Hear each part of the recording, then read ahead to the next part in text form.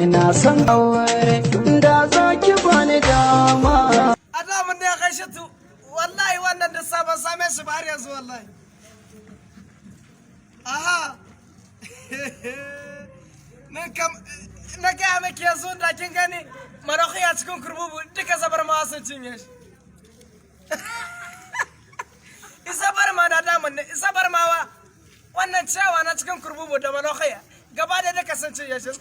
Babu kosit.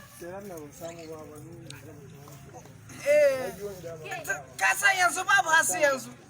Hasi yanzu babu wallahi. Duk sama wannan zabar ma ba su bara mana duka suke tayya da shi. Zabar ma na orge ci gare su zabar mawa. Aha. Khalas babu masala insha Allah. Khalas. Lafiya yaro ka shigo mana gida babu sallama. To ba dole ba. Ni da ma wata magana ce nake so in yi kuma. Magana. Magana yaro tsakanin da baban shi babu wani haraka kuma yi magana kun. Wallahi ba wata ma wata yarinya ce na gari nake so ka arma ma. Ko arma maka? Kana ni wannan zance ba na shiga shi ba na arma maka yarinya. Kai ya ga dan karami da kai arma maka yarinya. To baba ni mene ne ka ce mun dan karami kullun kana ce mun dan karami cikin abokai na to. Yau na ce maka dan karami kada ko fasarin kwanta baka bari ba yanzu aka mata laka ga ta can. Dan ma haka kullun cikin abokai na ake ce me wutsarin kwance kuma duk kai ne ka sha mu. Kariya ce ga mata laka can shanye baka fasarin kwance. A ba ni bane ke shi kawai ni ma kullun sai dai in yi mulki ina cikin shalanga.